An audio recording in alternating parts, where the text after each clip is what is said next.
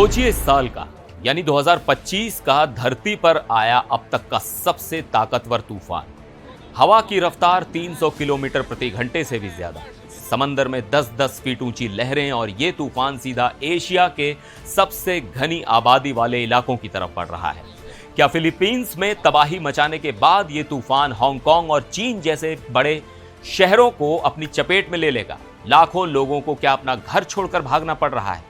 और सबसे बड़ा सवाल, आखिर ये तूफान इतने खतरनाक क्यों होते जा रहे हैं? नमस्कार, मैं हूं सिद्धार्थ प्रकाश और आज हम बात कर रहे हैं सुपर टाइफून रागासा की, जो इस वक्त धरती पर सबसे बड़ी आफत बनकर मंडरा रहा है। चलिए आपको इस महातूफान की पूरी कहानी डिटेल में समझाता हूं। इस तूफान का नाम है रागासा, जिसे फिलीपींस में नांडो के नाम से जाना जा रहा है। यह कोई आम तूफान नहीं है। अमेरिकी मानकों के हिसाब से यह एक कैटेगरी 5 का हरिकेन है, यानी सबसे खतरनाक लेवल का तूफान। इसकी शुरुआत हुई फिलीपींस से। सोमवार को इसने फिलीपींस के उत्तरी प्रांत कागायान के पानुइटन आइलैंड पर लैंडफॉल किया, यानी जमीन से टकराया। उस वक्त इसकी हवाओं की रफ्तार 267 किलोमीटर प्रति घंटे से भी ज्यादा थी और इसके झोंके, जिन्हें हम गस्ट कहते हैं, वो तो 315 किलोमीटर प्रति घंटे तक पहुंच रहे थे। आप अंदाजा लगाइए कि यह कितनी भयानक रफ्तार है। इस तूफान के रास्ते में करोड़ों लोग आ रहे हैं। फिलीपींस के बाद अब इसका अगला निशाना है हांगकांग, मकाऊ और दक्षिणी चीन का गुआंगडोंग प्रांत, जहां दुनिया के कुछ सबसे बड़े शहर बसे हैं। फिलीपींस के मौसम विभाग पागासा ने साफ साफ चेतावनी दी है कि जो पहाड़ी और तटीय इलाके हैं, वहां हवा की मार और भी ज्यादा महसूस होगी। फिलीपींस में मंजर बेहद डरावना है। उत्तरी लुजोन में बाढ़ और लैंडस्लाइड का खतरा है। अनुमान है कि कुछ जगहों पर 400 मिलीमीटर यानी करीब 15 इंच तक बारिश हो सकती है। ये इतनी बारिश है कि कई इलाके पानी में डूब सकते हैं।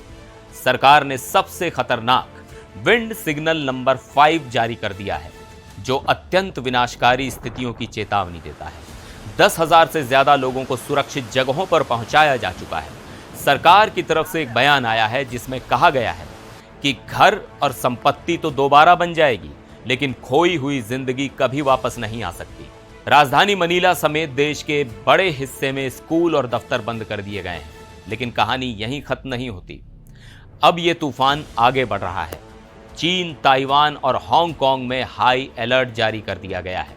चीन में शेंजेन जैसी मेगा सिटी, जहां 2.25 करोड़ लोग रहते हैं, वहां से 4 लाख लोगों को सुरक्षित जगहों पर ले जाने की तैयारी है।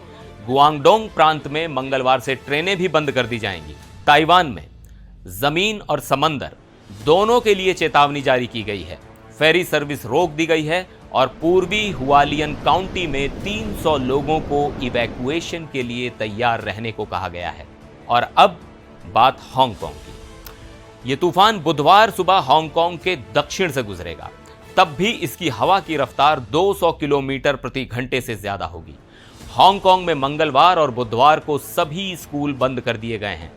कैथे पैसिफिक एयरलाइन ने अपनी 500 से ज्यादा फ्लाइट्स कैंसिल कर दी हैं।